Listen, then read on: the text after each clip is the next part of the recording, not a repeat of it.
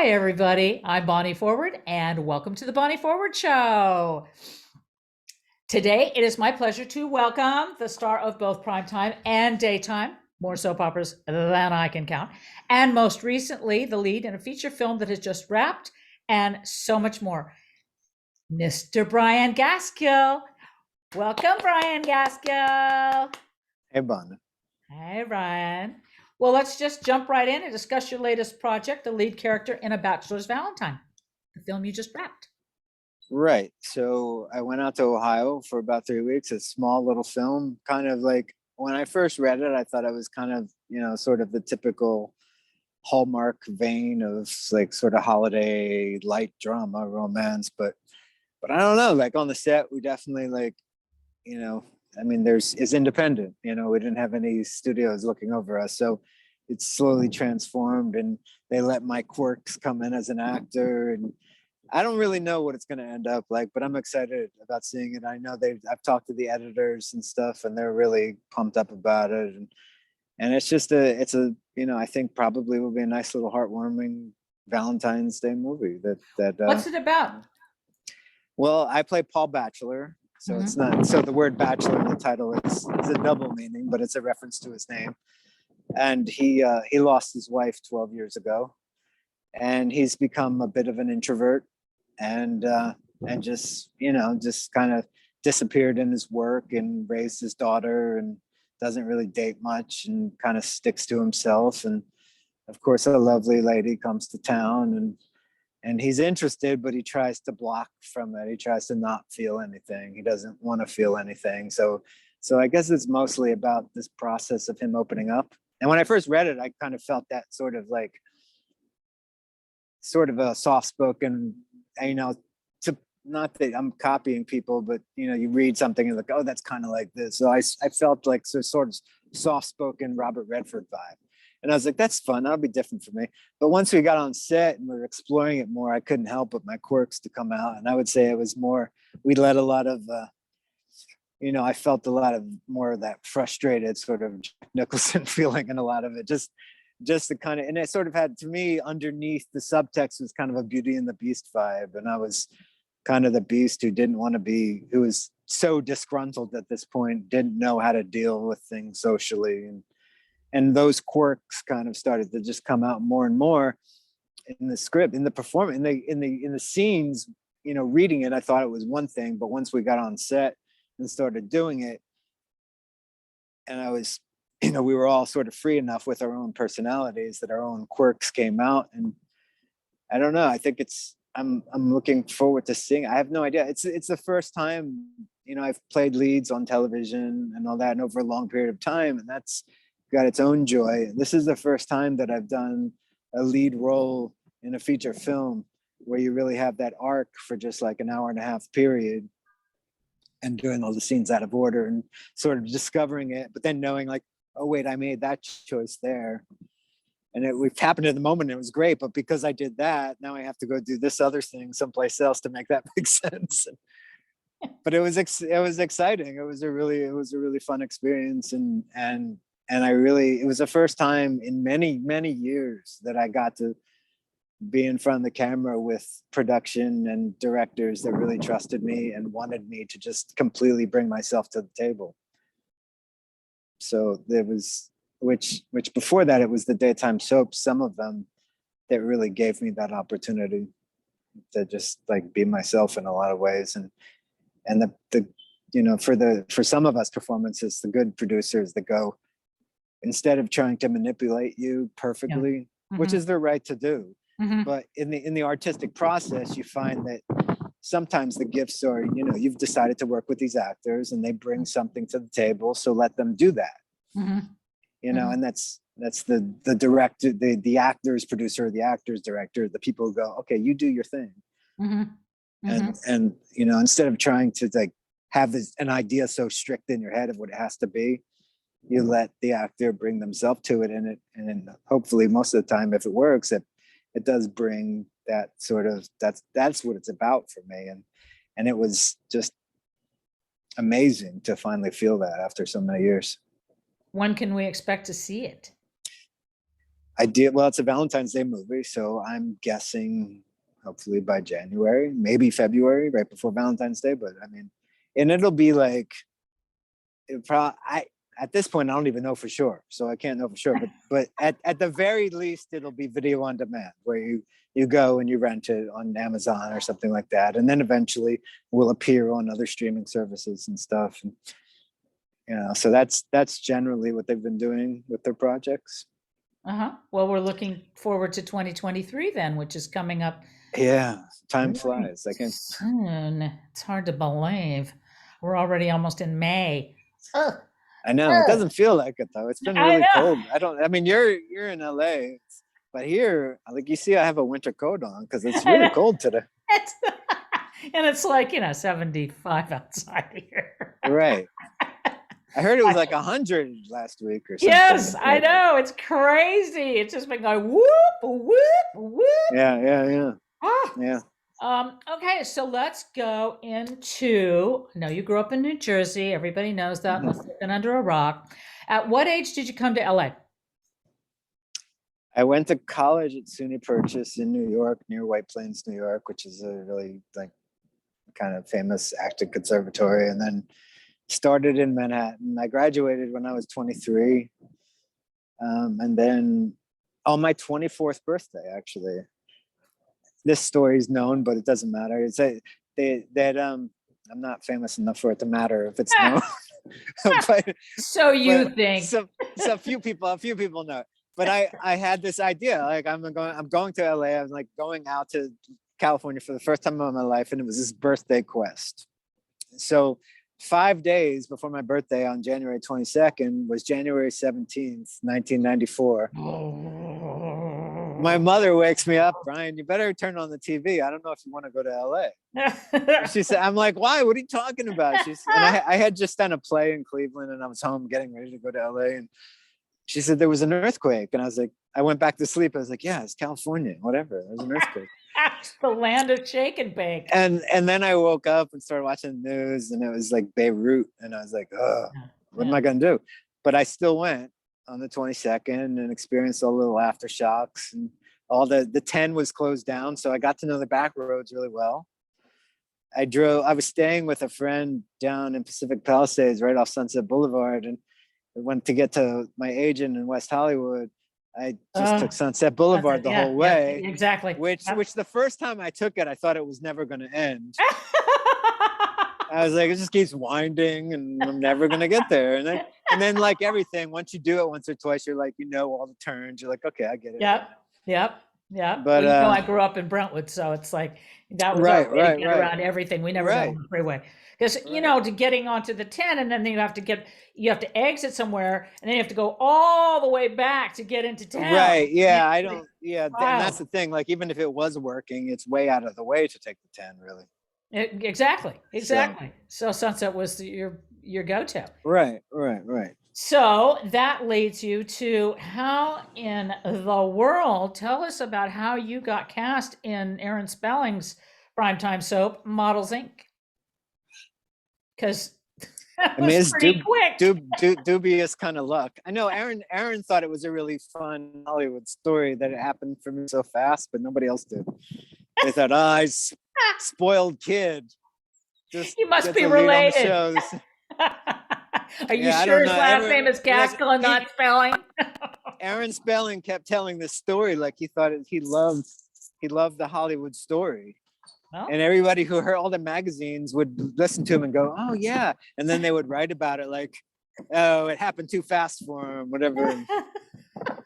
It was fast. I got there January 22nd, and on March 15th, I was cast as the lead in a primetime show that wasn't just a pilot. We were already picked up. Yeah. We were going to be on in the summertime when nothing else was on. So all eyes were on it, for better or worse.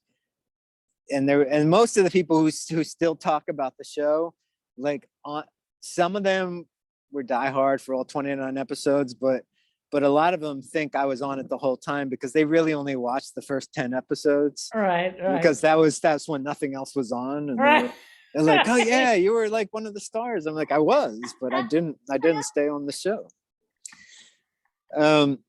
and it was really overwhelming and exciting and sort of a crazy time in my life. And I'm sorry, I got my hand on the weather. Yeah, you Um, did. and it was what it was. And after it sort of all fell apart in my face, I went back to New York and started a theater company there with a friend, and kind of like spent a lot of money, like it was blood money in a way. Like I wasn't really happy with my experience in Hollywood at the time. Why? I mean, you got so lucky. Why does it Honestly, I present don't want that? to. Look, this is where I Crazy. get deep. This is where I get deep, and I'm not able to be light about this. But at the end of the day, God's sakes. that type of show just wasn't me. But you take the opportunity. You're not going to say no. Someone says, "Here's the lead in the show." You're like, all right, I guess I'm going to do that because that's amazing. Because I've been here 6 weeks, and why not? Well, I'd been here 6 weeks, but I had already kind of like went through my money, and I got into an accident in a rental car, and Oh God. and I was about to fly back to New Jersey, which would have been fine because I was right by New York. Yeah.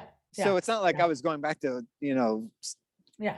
Indianapolis. I was Yeah. going to, so it would have been fine. And I would have just it would have gone a different direction. Something would have happened eventually, but I was like, you can't, this is like, here's not a pilot. Here is a series. You're going to Yeah, be exactly. interviewed by Entertainment Tonight in 2 weeks.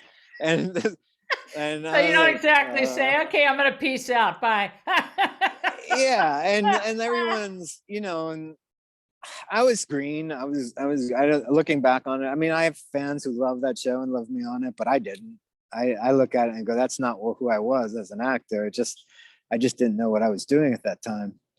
And it wasn't, and I had too many people, too many cooks in the kitchen. They were afraid because the ratings weren't good enough. So everybody was telling me what to do, and it was all different. It's a lot of pressure. Yeah. And they put a lot of, instead of making it, and even the other actors on the show used to tell me, like, instead of just like trusting all of us, they put a lot of weight on me in the beginning. So then I became like a scapegoat in a lot of ways, from my understanding. And so that ended.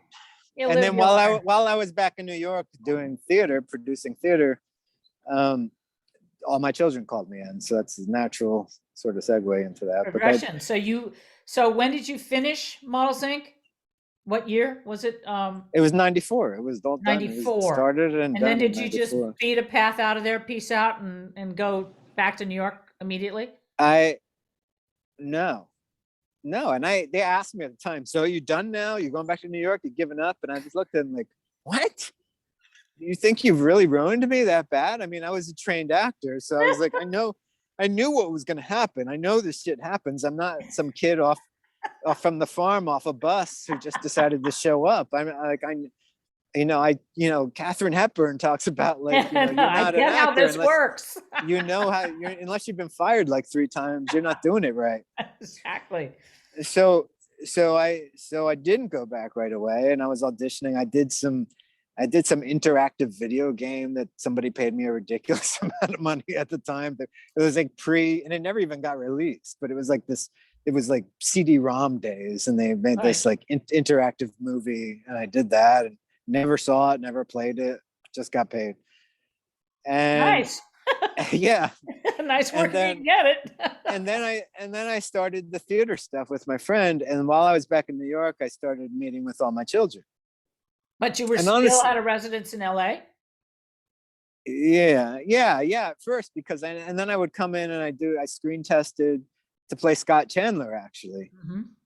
And then that didn't work out, and then they brought me in for Bobby, and then I ended up getting that, and then I relocated to New York. Okay.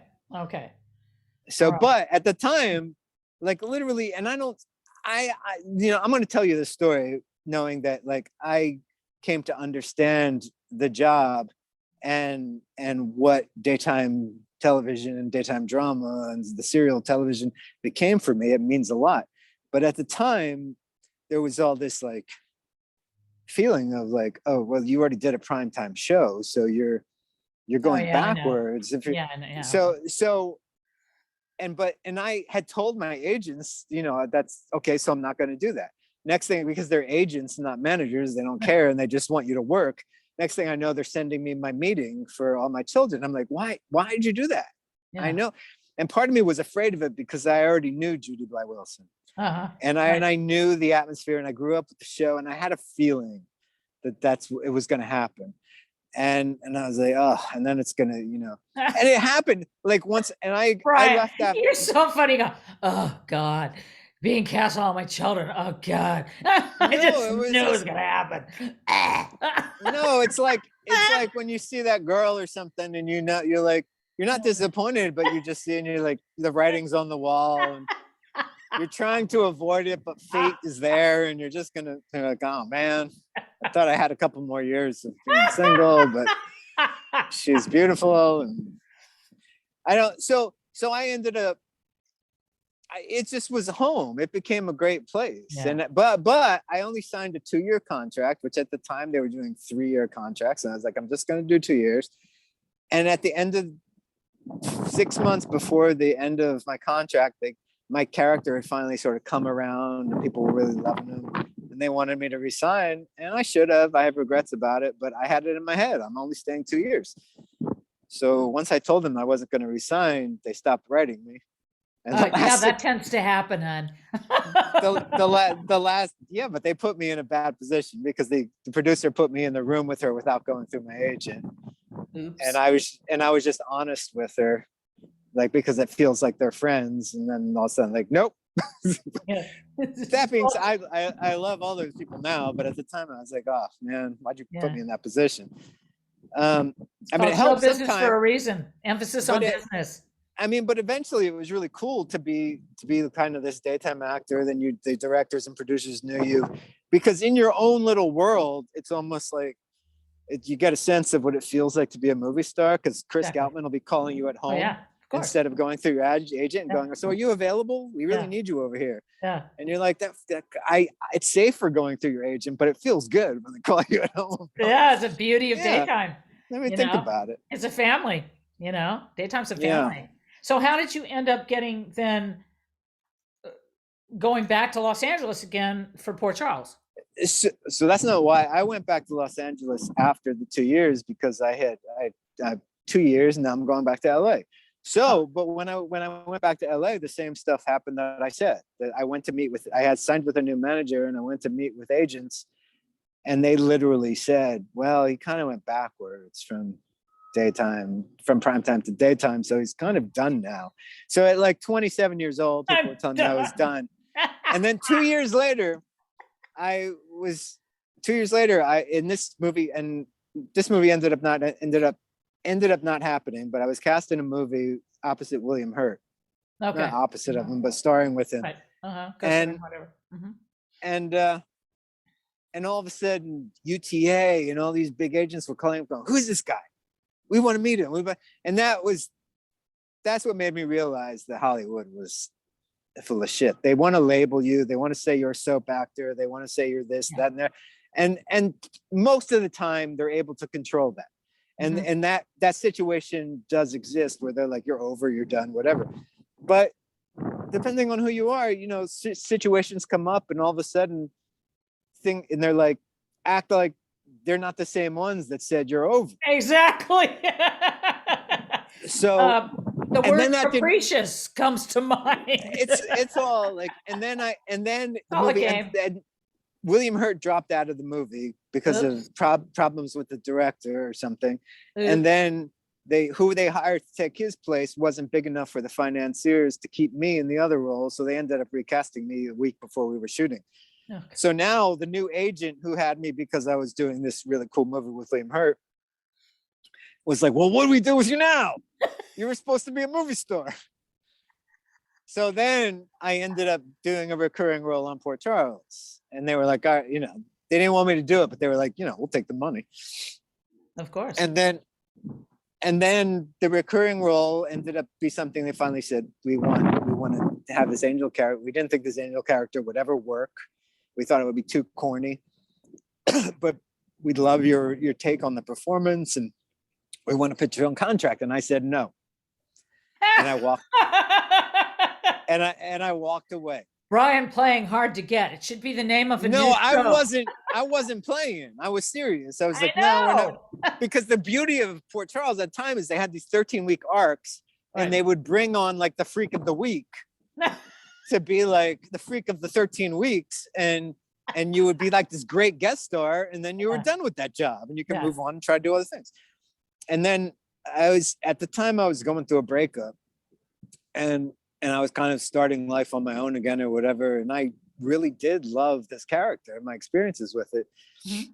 So I ended up calling, after I had already decided to leave and everything, I called the executive producer at home and said, all right, well, I'm thinking maybe yes now, not going through any of my reps or anything. And I was like, is it too late? And she was like, well, I don't know. We'll have to, let me go talk to the writers and see what's up. I mean, we're already written our next 13 weeks. So it'd probably be like another 13 weeks before we get to you. A couple days later, I get the call that they basically have already written me into it. And I was in that story. Like, so that's when, like, he was dead sort of, but all of a sudden you started seeing scenes with Rafe up in heaven, working as people's conscience, because he was like in trouble or something.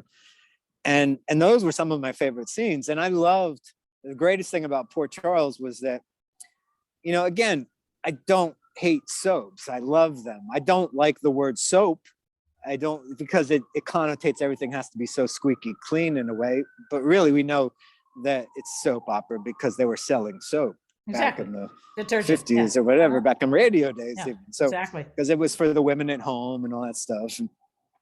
But I love that it was this supernatural genre that had moments where obviously it is a soap, but there were times we were doing action scenes in these big fights, and we had stunt people that we were like, I was kicking across the whole studio with like Buffy the Vampire the Vampire Slayer type powers, and you forgot, you were like, oh yeah, this is a soap opera, I forgot. Yeah. And then one time the story got a little like really over the top love triangle-y. And I said to one of the producers, I was like, so did you guys get like a memorandum from the studio to make this more soapy or something? And they said, well, no, but we thought we did. Like they literally got a note that they misunderstood, that they thought they thought they were supposed to make it more soapy, but that wasn't the case really. Oh, okay. So it's a weird situation. And the thing about that show especially was the fact that there were, I mean, going into something else we were talking about earlier, is like, it was technically on the Nielsen ratings, the lowest rated show. But if you went into most urban areas, New York, Chicago, New Orleans, places like that, often it was listed as close to the #1 show sometimes. And what would happen, and it was really high in the young demographic, no matter where you went. There were actors on the show that never got stopped anywhere they went in Los Angeles. Usually no one even knew they were on TV. But when they started doing the vampires and stuff, they were getting stopped everywhere. Yeah. But what happened was ABC had the half-hour show, which at one time was Ryan's Hope, then became Loving, then became The City, then became Port Charles. Then they had the 3 big ones, so All My Children, One Life to Live, and General Hospital. Those 3 big ones were always sold together, and everyone had them on at normal hours. What a lot of people don't know is that other half hour was extra, and it was not sold in a package with the other 3. So we weren't even on the air in a lot of places, which is why the Nielsen ratings were so low. Because and in some places it was on at like 4:00 in the morning. Yeah, well, that's one of the things that Lee Bell fought for, for The Bold and Beautiful, because she wanted Young and the Restless, which started in the early 70s, and The Bold and Beautiful, which started in the mid 80s. She wanted them sold as a package.